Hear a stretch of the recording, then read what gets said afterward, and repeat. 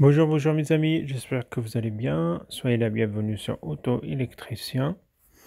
Une nouvelle vidéo concerne une distribution sur Iveco, marque Iveco. Là, on va regarder un petit peu ensemble le calage et la façon comment le faire, qu'est-ce qu'il faut démonter, qu'est-ce qu'il faut, à quoi faire attention. C'est un travail un peu qui demande quelques heures, hein, je veux dire 7 à 8 heures de travail tranquille, propre, bien fait. Là, je vais vous donner quelques idées globales pour faire une distribution sur ce modèle et plusieurs modèles. C'est parti. Là, je vous montre un petit peu le moteur. Là-dessus, c'est un moteur en ligne. C'est pas un moteur traversal. C'est déjà un certain avantage parce que la croix, il est en face. Il est devant il n'est pas de côté droit que généralement on trouve sur la voiture classique. Il est plutôt devant le pare-choc. C'est très avantageux parce qu'il y a moins de casse-tête. Donc il va falloir démonter le radiateur, les durites, hein, ce qui est durite d'admission, d'air plutôt, le ventilo, avant de commencer, parce que la chaîne, il se trouve juste derrière le cache. C'est pas mal de choses. Il y a des faisceaux aussi à démonter. Il y a la pipe d'eau. Tout ça, il va falloir le mettre de côté, le démonter proprement pour travailler en toute sécurité. Maintenant, j'ai tout démonté, comme vous voyez là. J'ai tout démonté. On a la visibilité à tout. La croix, elle est là. Comme vous voyez là, la kit de chaîne, elle est là. Je ne l'ai pas encore démonté. Enfin, je vous donne quelques détails. Là, on a le débrayable de ventilo. Il est en 3 pièces.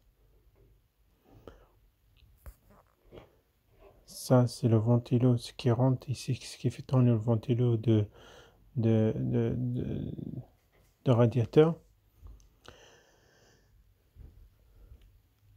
À partir de là, on a aussi la poulie d'ampère qui se trouve sur le broquin avec une due de 36. Par contre, si vous n'avez pas une clé à choc, vous ne pouvez pas la démonter. Avec une clé simple, vous ne pouvez pas parce que le moteur il tourne. Il faut vraiment une clé à une pression, haute pression. Bah, on va regarder un petit peu les repères. Vous voyez, c'est visible. Là, la pomme d'injection, il faut la caler aussi. Ici, la poulie Vébroquin. Le calage, regardez, déjà d'origine, il y a un repère sur la poulie et sur le cache de chaîne. Regardez, il y a un trait ici d'origine, un repère sur la poulie devant et derrière. En tout cas, au niveau la braquin, on ne peut pas se tromper. Ici, c'est pareil. Il y a un point sur le vébroquin et derrière, il y a aussi un signe, mais malheureusement, je ne peux pas vous le montrer au fond parce que je n'ai pas l'accès. Téléphone ne passe pas, caméra plutôt, il ne passe pas. Ça, c'est la pompe à eau. Il va falloir la démonter complète avec la pipe d'internateur. Là, je vous montre un petit peu les pièces qu'il va falloir remplacer. Là, j'ai les tendeurs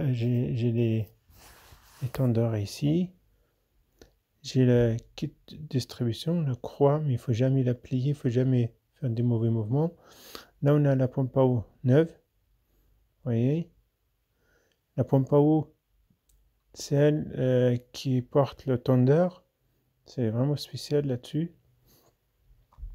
Sur cette voiture, ils ont remplacé la croix il y a 3 ans, mais ils n'ont pas remplacé le tondeur de qualité grippée. Je vais vous montrer ça un peu plus tard. Ça, c'est le tondeur de kit d'accessoires. Il y a deux kits, il y a kit d'internateur et kit de compresseur. Ça, c'est la croix. Ici, on a le débrayable neuf à remplacer aussi. Absolument. Parce que il déconne. Si celui-là il déconne, le ventilo ne se déclenche pas. C'est la température qui monte. Voilà l'huile moteur, les durées de retour de gasoil. Alors là, j'ai tout démonté. La croix, j'ai retiré la croix de distribution. J'ai remplacé la pompe, j'ai remplacé l'étendard et le calage est toujours en place. Il faut tout le temps vérifier s'il n'y a pas de décalage. Sur ce modèle d'Iveco, ça se passe bien et c'est pas vraiment très difficile. Alors là, comme je disais, il y a pas mal de boulot à faire parce qu'il faut démonter quand même la pompe, la pipe et tout ça. Mais il faut être patient. Il faut faire un travail propre. Vous voyez, sur ce moteur-là, il y avait une fuite de joint de cache culbuteur. Il y a de l'huile partout. Il va falloir nettoyer, changer le cache, le joint de cache. Là, il y a la pompe. Il est comme ça. Là, là-dessus, il y a le dévoyable. Ici, on a la pipe d'eau. Ici, on a le tendeur. C'est quand même quelque chose. Ici, on a les poulies. La poulie de... Alors, la pompe à eau et la pipe, ça va ensemble. Tous les trois là, ils sont liés ensemble. Obligé de démonter les trois avec une durée d'eau qui se trouve derrière la pompe à eau avec deux vis de 13. Deux écreux de 13 si vous voulez. On revient au repère. Toujours, il faut vérifier le repère parce que c'est pas du jeu. Ça. Si vous loupez, vous loupez tout. Vous loupez le moteur complet même. Regardez là, le repère, il est super visible. Hein. Il n'y a pas de difficulté à ne pas repérer ce genre de repère. Ne pas taper, jamais taper sur les poulies ou taper sur quelque chose comme ça, c'est super fragile. Il faut faire un travail propre et patient et je dirais avec sincérité. Ça, la pompe d'injection que je disais, il faut la caler. Je l'avais calée, elle est décalée. C'est pour ça qu'il faut tout le temps vérifier. Parce que sur ce modèle, il n'y a pas de pige pour les bloquer. Et pareil sur le V-Broquin. Le V-Broquin, c'est juste derrière. C'est juste derrière, il y a un repère. Mais vous pouvez voir facilement. Je n'ai pas les moyens de vous montrer ça au niveau bas moteur. Il est sur le bas moteur, le repère. Moi, j'ai fait mes repères. Peut-être que vous ne les voyez pas. Moi, quand même, il faut tout le temps faire des repères. Ses propres repères, ne pas se tromper. Voilà ce que je voulais. Après, il faut savoir qu'il y a un tendeur qui est très spécial. Un tendeur, je crois, de distribution super spécial. C'est quelque chose à savoir important. Je vais vous montrer ça aussi. Dans l'ensemble, il ne faut pas rater le calage. À partir de là, vous pouvez avancer facilement votre travail.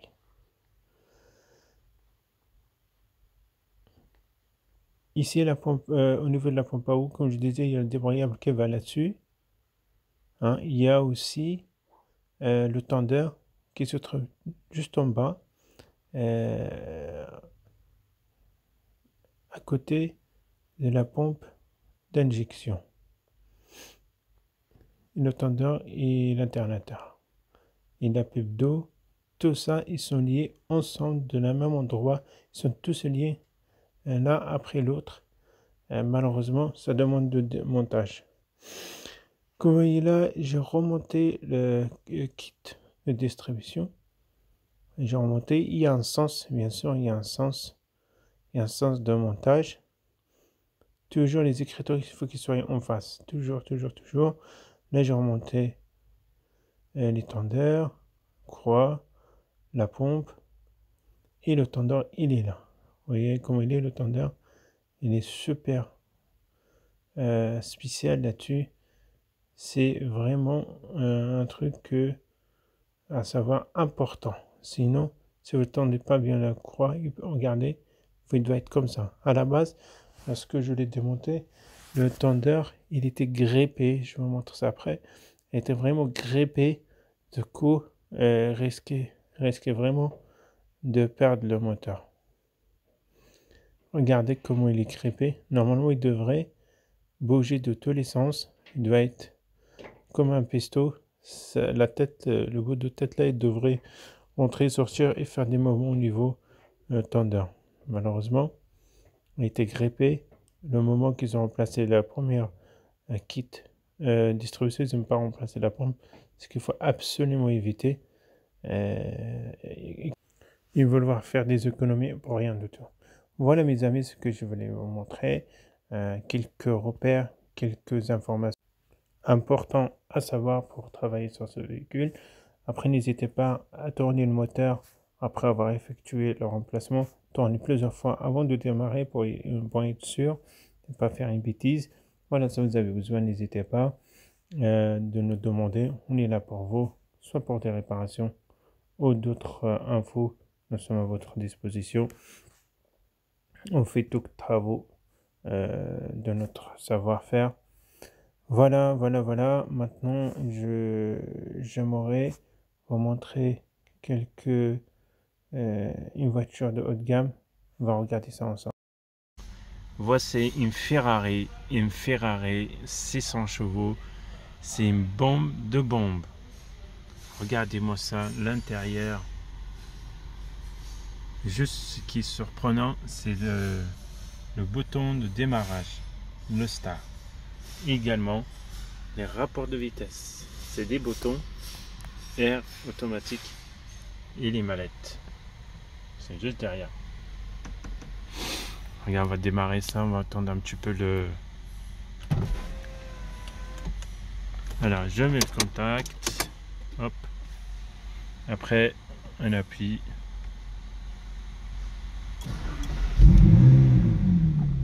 Oh là là là là là.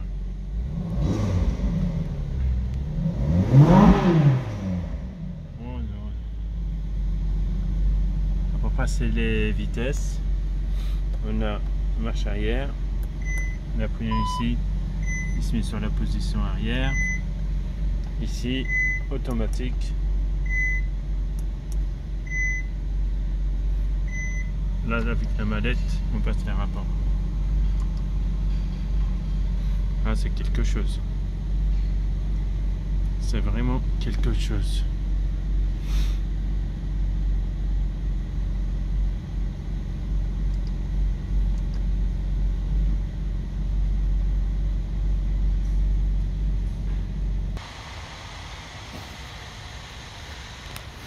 Regardez-moi ça.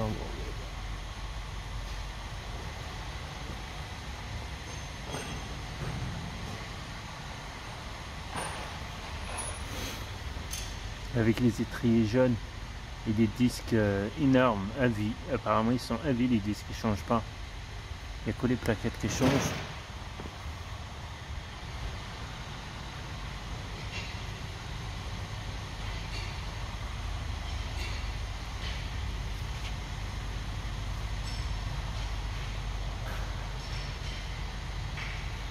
Ça c'est de notre atelier.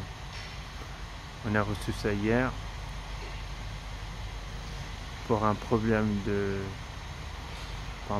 à réparer.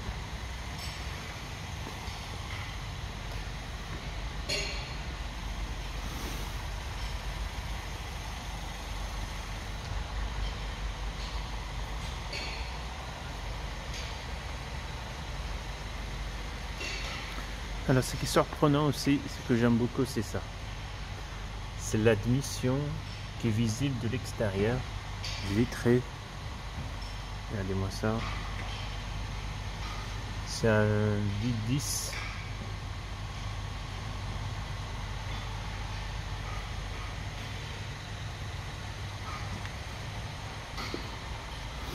Alors on va le démarrer, on va entendre un petit peu le moteur extérieur. Allez. On appuie sur la pédale de frein. On met le contact. Et on démarre.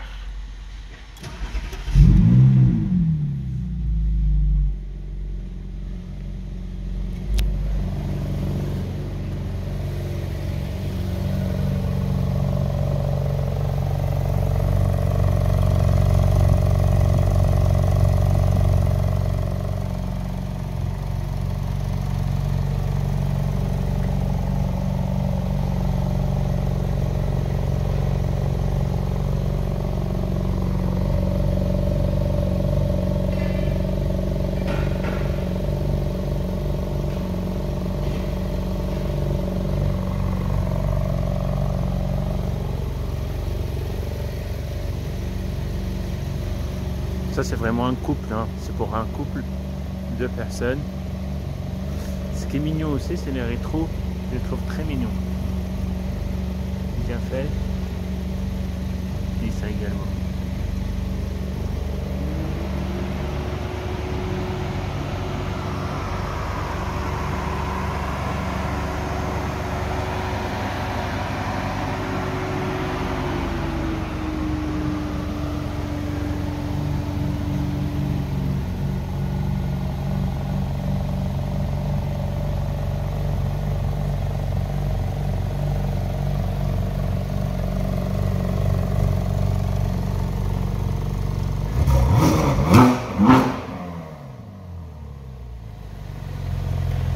Ah, ça s'appelle le bruit.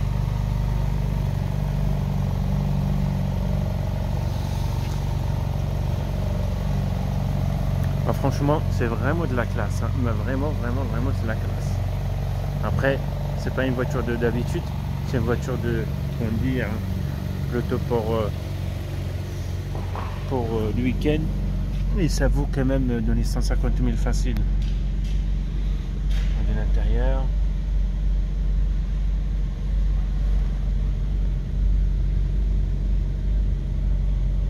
C'est bien en cuir.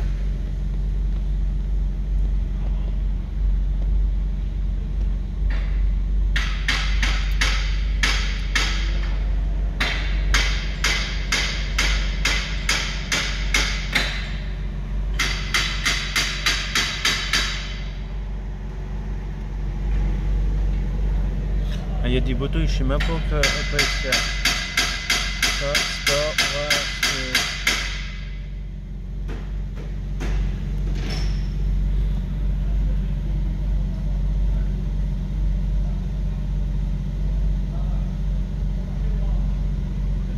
Non, c'est vraiment quelque chose.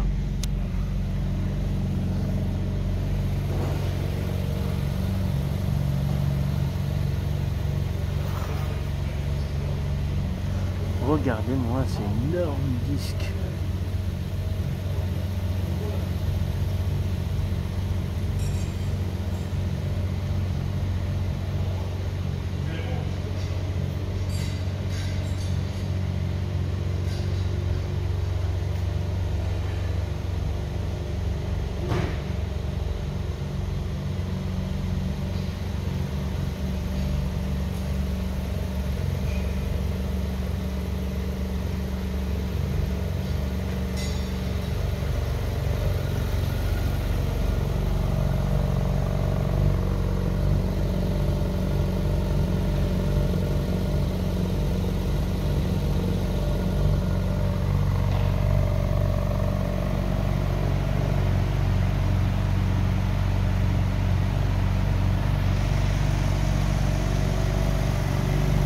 Voilà mes amis, la petite bombe, elle est là.